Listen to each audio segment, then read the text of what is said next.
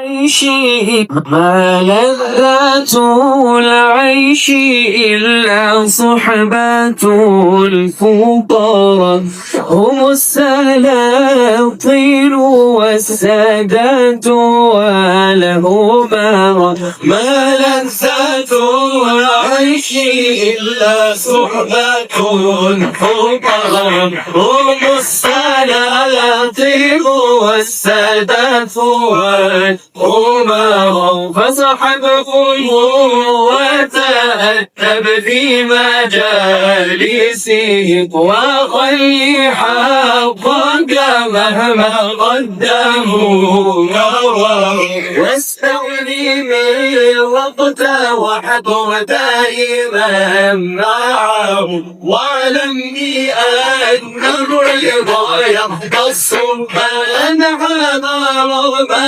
لذة العيش إلا صحبة الفقراء هم السلاطين والأمراء والذي بالصمت إلا إن سئلت فقل لا علم عندي وكن بالجهل مستتيرا ولا ترى العيب إلا فيك معتقدا عيبا بدا بينا لكنه استتر بدن كل عيش إلا صحبة الفقراء هم السلاطين والسادات والأمراء وحط رأسك واستغفر بلا سبب وقف على قدم الإنصاف معتذرا قوم الكرام السجايا حيثما جلسوا يبقى المكان على أثرهم وقالوا ما لذة العيش إلا صحبة الفقراء هم السلاطين والسادات والأمراء يهدي التصوف بالأخلاق والكرم حسن التألف فيكم راحمين فصارهم أهل الود وأحباب الذين هم إليهم يكسبون فاختر ما لذة العيش إلا صدق الفقراء هم السلاطين والسادات والأمراء لا زال شديدي في الله مجتمعا ودمنا فيه مغفورا ومغتفرا ثم الصلاة على المقتدي سيدنا محمد. أعوذ بالله من الشيطان الرجيم بسم الله الرحمن الرحيم وصلي وسلم وبارك على سيدنا ومولانا محمد وعلى آله وصحبه والحمد لله رب العالمين. ربنا زدنا علما وعملا وأدبا وفهما. السلام عليكم ورحمة الله تعالى وبركاته. Alhamdulillah, ceci est donc le premier dars, le premier cours sur l'étude de Nukhbatul Fikar. Nukhbatul Fikar, qui est un ouvrage dans le cursus du Mustalah al-Hadith, de la terminologie du Hadith. Il fait partie des ouvrages, on peut dire, débutants. Souvent, les gens étudient Al-Bayquniya avant, un poème, mais étant donné que on peut commencer par Nukhbatul Fikar, ça, c'est plus ou moins du même ordre, sachant que peut-être même on peut dire que Nukhbatul Fikar approfondit certaines notions. Wallahu a'lam. Avec ce cours, on va tenter d'édifier les gens sur cette discipline qui est la discipline, du moins les différentes disciplines de la science du hadith, parce qu'en fait il n'y en a pas qu'une seule, comme on l'expliquera vers la fin. Et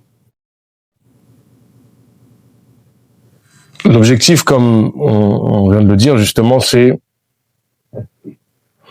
de bien présenter cette discipline pour que les gens ne soient pas leurrés par des faussetés que l'on peut entendre aujourd'hui sur cette science, notamment quand on voit la grande influence que commencent à avoir certains mouvements contestataires qui ne se présentent que par le rejet de la sunna du prophète alayhi salatu wassalam. L'auteur de cet ouvrage est l'imam al-Shaykh al-Islam المتكلم الأشعري الفقيه العلامة المفسر الحفيظ الأمير المؤمنين الشياب الدين أبو فضل أحمد بن نور الدين علي بن قطب الدين محمد بن علي بن محمود الكناني العسقلاني. Évidemment, l'imam Ibn Hajar al-Asqalani.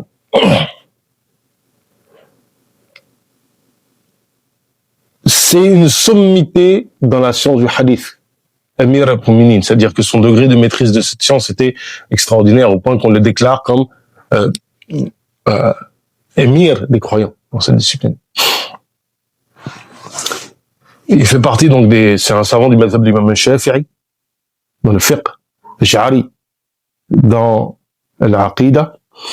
Il est né en Égypte en l'an 773 de l'Hégire. Son père est un faqih, un poète, un homme de lettres, ce qu'on appelle un mu'addib, c'est des gens érudits qui s'intéressaient à la littérature. Et il est mort assez tôt, il a été élevé par sa sœur qui s'appelle Sita Rakib, qui avait 3 ans de plus que lui à peu près. Donc, comme je dis, il était orphelin très tôt. Et il a été confié à son oncle Zaki ad-Din al-Kharoubi, qui sont devenus ses tuteurs. Sa sœur, ça c'est lui qui dit, était une saliha, faisait partie des salihats, qui lisait profusément le Coran et avait une intelligence qu'elle s'est chargée de l'élever. C'est intéressant de savoir que son père lui a légué une bibliothèque. Et à l'époque, il faut comprendre qu'une bibliothèque, ça coûte cher quand même. Déjà aujourd'hui, ça coûte un certain prix, mais à l'époque, c'est encore plus. Parce qu'avant, on est sur des ouvrages manuscrits. Et le coût d'un ouvrage manuscrit est sans commune mesure avec un ouvrage imprimé. Et, elle a préféré garder la bibliothèque pour lui, pour son instruction, plutôt que de la vendre, alors qu'elle aurait pu le faire.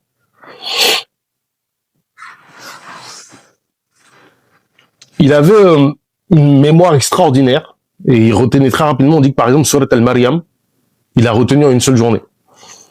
Donc il a fini le Coran à l'âge de 9 ans et il a fait le Hajj avec son oncle en 784, ce qui fait à peu près, il avait donc 11 ans. Et ils sont restés là-bas 2 ans. Donc là, il a pris la science de certains chouyours, etc. On dit que même lorsqu'il avait 12 ans, il a dirigé le Tarawih à Mecca. Comme souvent cette pratique s'est répandue de faire diriger les jeunes enfants qui ont maîtrisé le Coran. Après cela, il a voyagé à travers le monde musulman, Al-Quds, Naplouse, Ramla, Gaza, évidemment Mecca ou Medina. On dit que même qu'il allait au Yémen. Yémen qui est connu pour être un grand centre de science, le Hadramaut jusqu'à aujourd'hui, hein, notamment dans les savants chéféris qui sont représentés là-bas. Et parmi ces chouyours, on peut citer Cheikh Mohammed al-Hanafi, Cheikh Ibrahim al-Tanouchi, Cheikh Sirajuddin al-Bulqini, Cheikh Zayd al-Din al-Iraqi, le Cheikh Ibn al-Munaqqin, le Cheikh al-Aiz al-Din Ibn Jama'a, Cheikh Nur al-Din al-Haythami, Cheikh Fayrouz Abadi, l'auteur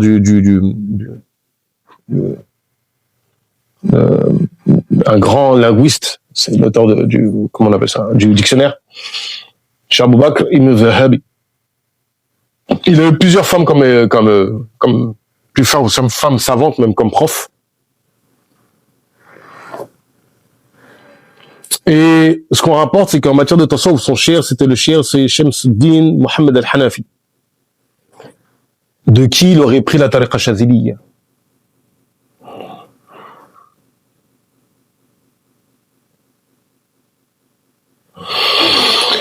Il a été aussi très profondément marqué par des chouyours comme Zaydin al-Iraqi, comme on a dit. On dit qu'il a reçu la khilqa akbariya, donc l'enseignement du Cheikh al-Akbar Ibn Arabi, radiallahu anhu, de Shamsuddin al-Zahabi, le fils, excuse-moi, de Cheikh Abu Bakr al-Zahabi, le fils de l'imam al-Zahabi.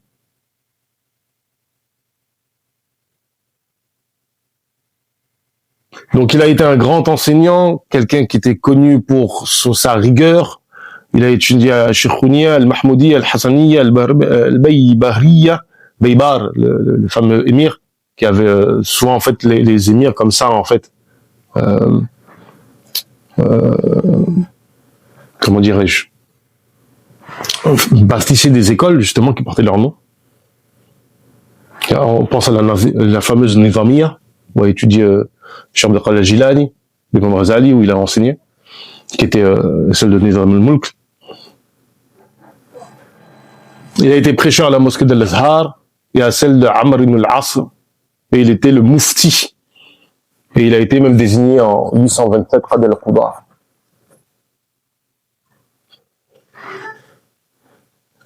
Parmi ses élèves, on peut compter l'imam Ibn Qadi Shahaba, l'historien Al-Taghri al-Birdi, l'imam Shamsuddin al-Sakhawi, le fameux hadith, et le grand cheikh al-Islam Zakaria al-Ansari. Nos frères Shafi'i savent très bien de qui il s'agit, c'est une grande sommité dans leur école pour le tahqiq. C'était quelqu'un qui était empreint de l'amour du prophète alayhi salatu wassalam, des sahaba, des awliya et des ahlul bayt.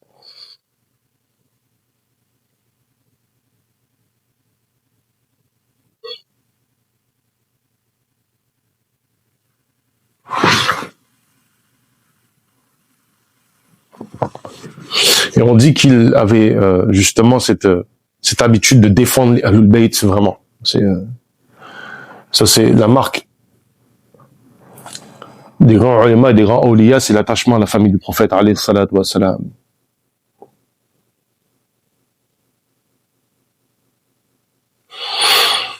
Alhamdulillah, donc il est connu évidemment pour son Fath al-Bari, son fameux Fath al-Bari, donc le commentaire, le sharh de Sahih de l'imam Bukhari, dont on peut se passer aujourd'hui, qui reprend beaucoup en référence celui de Ibn Battal al-Maliki. Et il a aussi énormément d'ouvrages dans différentes disciplines,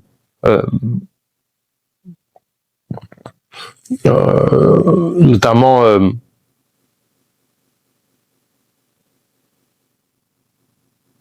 dans tout ce qui est de la science du hadith.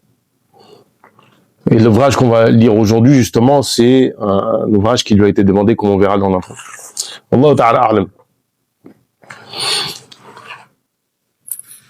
Donc, pour faire assez court, le cheikh nous dit dans son introduction, Bismillahir Rahmanir Rahim,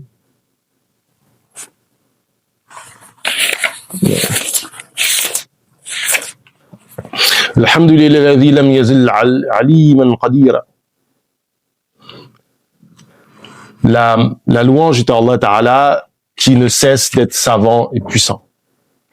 وصلى الله تعالى على سيدنا محمد الذي أرسله إلى الناس كافة بشيرا ونذيرا.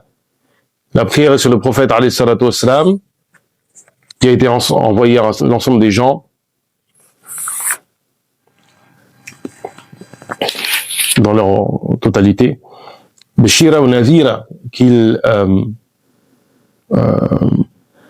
annonce la bonne nouvelle et qui met en garde. وعلى آله محمد وصحبه وسلم تسليما كثيرا أما بعد. Après tout cela, فإن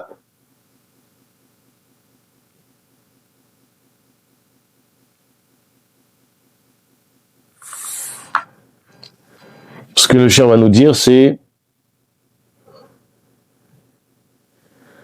Les ouvrages, des ouvrages dans la science de la terminologie du hadith sont nombreux. Certains sont longs et d'autres qui sont courts. Et il m'a été demandé par une partie des frères de résumer tout cela.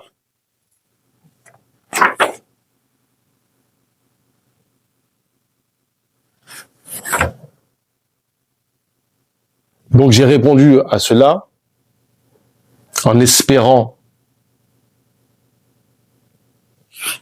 la récompense pour moi et pour les autres, évidemment.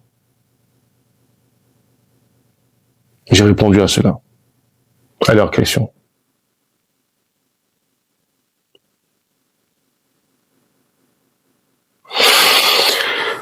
On peut trouver la chose suivante, c'est qu'effectivement, l'histoire de... Alors, faut savoir que l'imam Ibn Hajar al-Asqalani a lui-même écrit un commentaire de son Nukhbatul Fikar qui s'appelle Nazhatun Nazar fi Tawdih Nukhbatul Fikar, qui est beaucoup plus prononcé. Dedans, en fait, on nous dit la chose intéressante, c'est que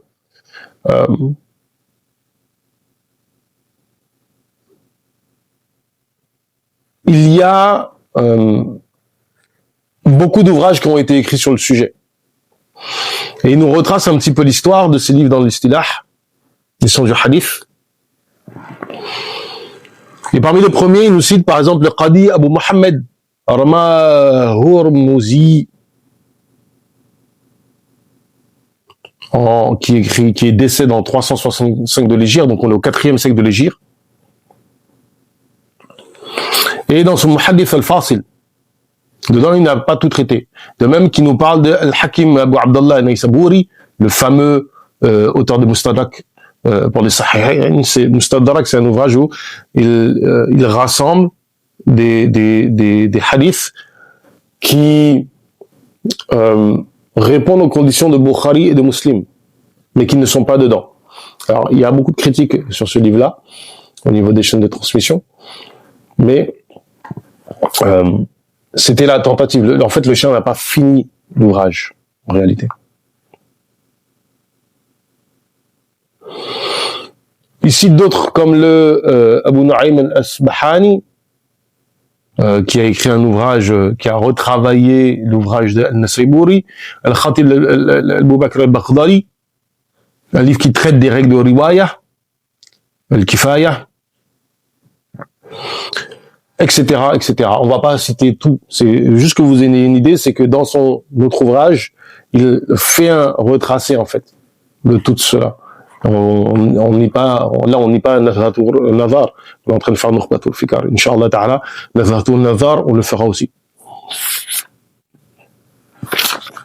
Et donc, le cheikh commence aussi. Al-Khabar ima an yakuna lahu turq bila adad mu'ayyan. Alors ici, c'est très intéressant parce que le cheikh commence en disant le khabar. Le khabar, c'est quoi? En commençant avec le terme al-khabar, il prend position sur une divergence. Est-ce que le mot khabar peut s'appliquer au hadith? C'est-à-dire que, à ce qui est rapporté comme qawl, parole, comme fi'l, acte, comme taqrar, agrément, ou description du prophète alayhi salatu wassalam.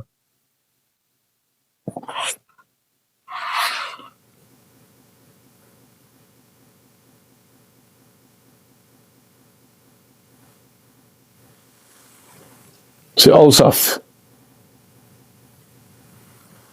C'est-à-dire que la première des choses qu'il faut comprendre, c'est pourquoi. Parce que certains ont dit que le hadith, c'est ce qui vient du prophète alayhi salatu wassalam. Que le khabar, c'est ce qui vient d'autre que lui, comme les sahaba, comme les tabi'i. Et lui, il dit, non, khabar, ça peut désigner ce qui est rapporté du prophète alayhi salatu wassalam. C'est-à-dire que cette première parole, quand il dit al-khabar, il dit, moi je suis d'avis que on peut dire khabar pour le prophète alayhi salatu wassalam.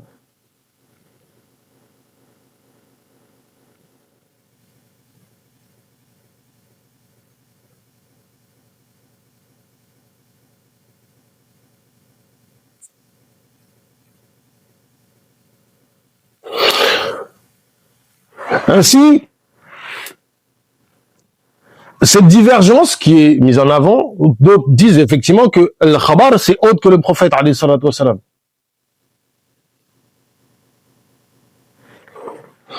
Par conséquent, on va appeler al-ikhbariyun, les historiens qui se chargent de rapporter ce qu'on appelle les chroniques, etc.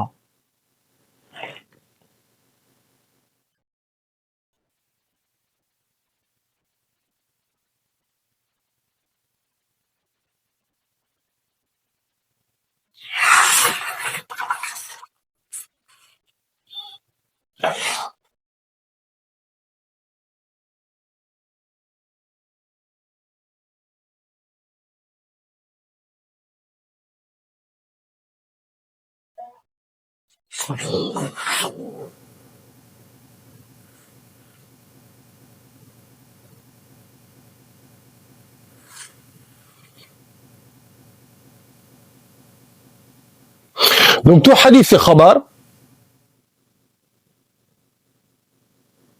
parce que ça va impliquer, selon cet avis, selon qui est mis en avant par l'imam Ibn Hajar al-Asqalani, que ça soit une chose qui est marfou'a, c'est-à-dire que c'est une parole d'un sahabi, mais qu'on attribue au prophète alayhi salatu wassalam parce qu'on estime que il ne peut pas donner cette information s'il ne la tient pas du prophète alayhi salatu wassalam.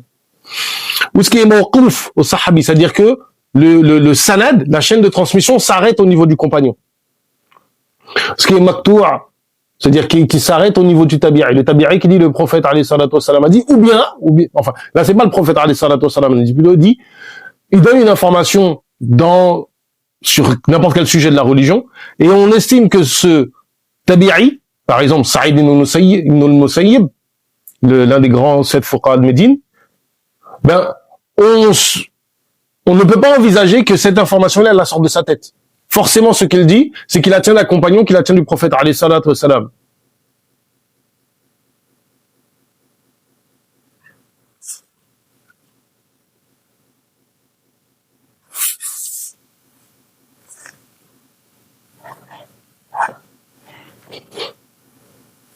C'est ce qui nous parvient par une voie, une tariqa. Sans qu'il y ait de chiffres, de nombre défini dans les riwayas. Sans qu'il n'y ait quoi? De nombre défini dans les riwayas.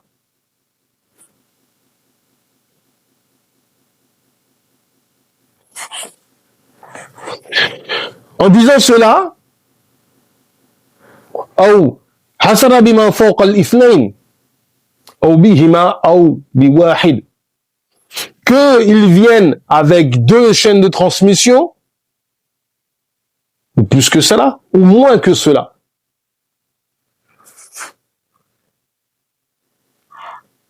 Pourquoi dire cela? C'est parce que c'est une façon de critiquer, rejeter l'avis de ceux qui ont dit on accepte un hadith que s'il y a 2 chaînes de transmission. Ce qu'on verra par la suite qu'on appelle le aziz. Et ceux qui ont dit ça, en règle générale, ce sont les mu'tazila. C'est-à-dire qu'ils n'acceptent le hadith que s'il y a 2 chaînes de transmission.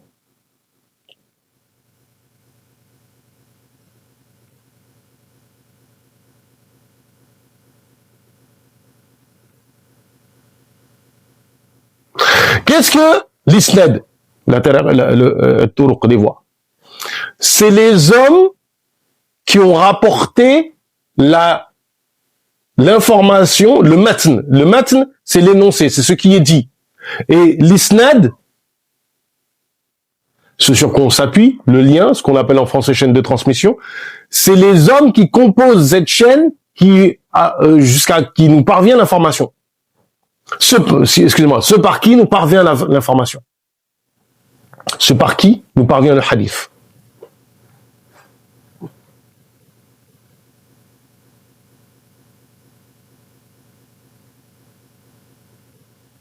Ainsi, qu'est-ce que le hadith?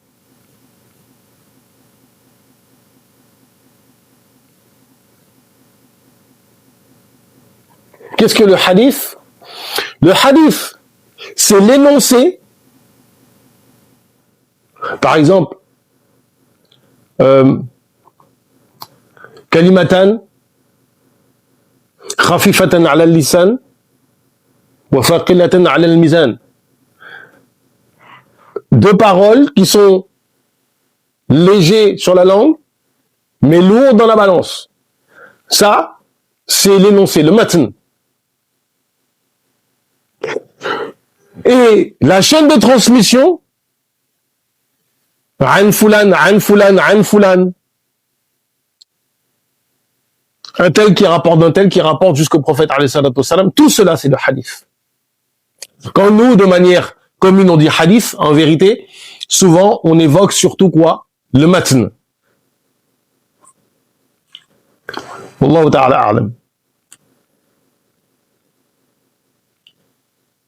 ربنا زدنا علما وعملا وادبا وفهما وهب لنا يكرم في التلاوه خيرا كثيرا منك والحلاوه وصلي وسلم وبارك على سيدنا ومولانا محمد وعلى اله وصحبه والحمد لله رب العالمين.